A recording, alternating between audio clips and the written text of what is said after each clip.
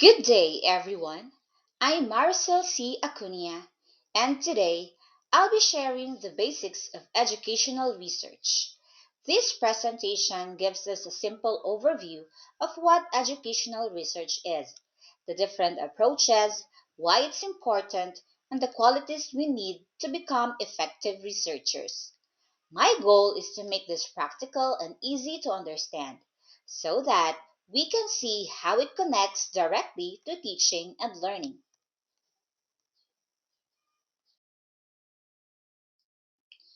Educational research is the systematic and scientific study of teaching and learning. It's not just about collecting data, it's about solving problems in education. For example, a teacher might wonder, why are my students struggling with reading comprehension? Through research, we can investigate that systematically, using reliable methods instead of just guessing. Educational research can be qualitative, quantitative, or both, and its ultimate purpose is to improve practice and make education more effective for learners.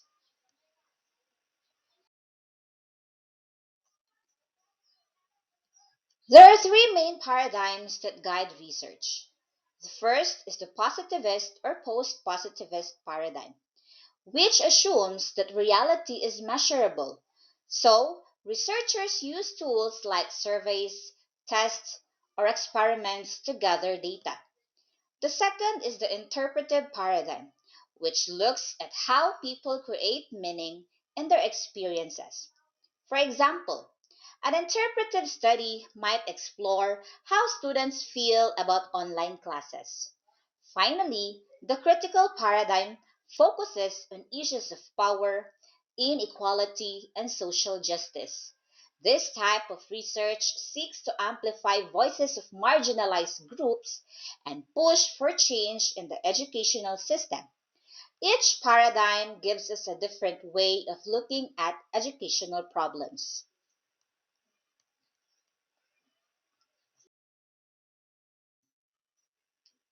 When we talk about research, we often compare qualitative and quantitative approaches. Qualitative research is about the why and the how. For instance, if we want to know why students enjoy a certain subject, we might interview them or observe their classroom interactions. Quantitative research, on the other hand, focuses on how many or how much. For example, measuring how many students passed a test after using a new teaching strategy. Some researchers also used mixed methods, combining both approaches, because numbers alone don't always tell the full story, and experiences add deeper meaning.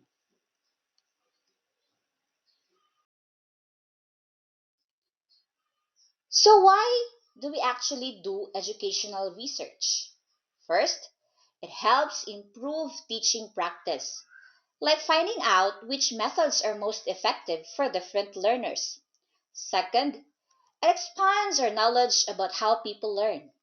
Third, it addresses gaps where there is little information, such as how new technologies affect student motivation. Fourth, it helps test or refine theories so we know if they still apply today.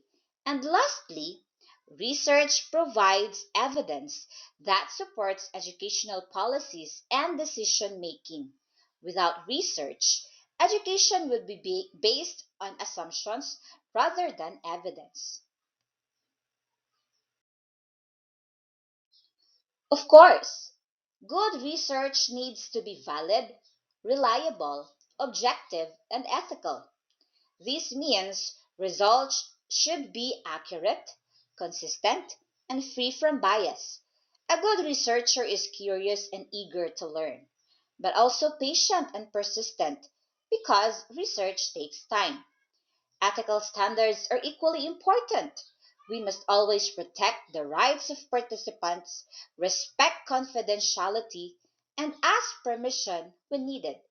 For example, Interviewing students should always come with consent from both the students and their parents. Ethics is what makes research trustworthy and respectful.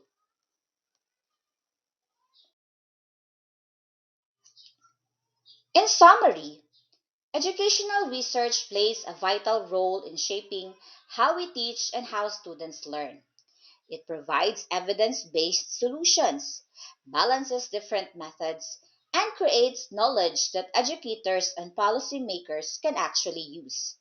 Whether it's through understanding student experiences, measuring learning outcomes, or addressing bigger social issues, research helps education continue to evolve.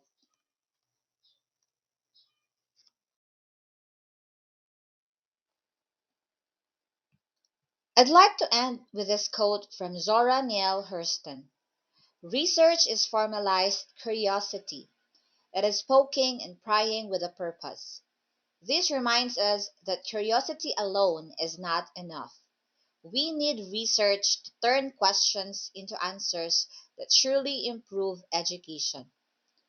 I'd like us also to remember that educational research is not just about data, it's about improving the way we teach and the way students learn. With the right approach, it can make a real difference in education. Thank you, and I hope this leaves you with something to think about.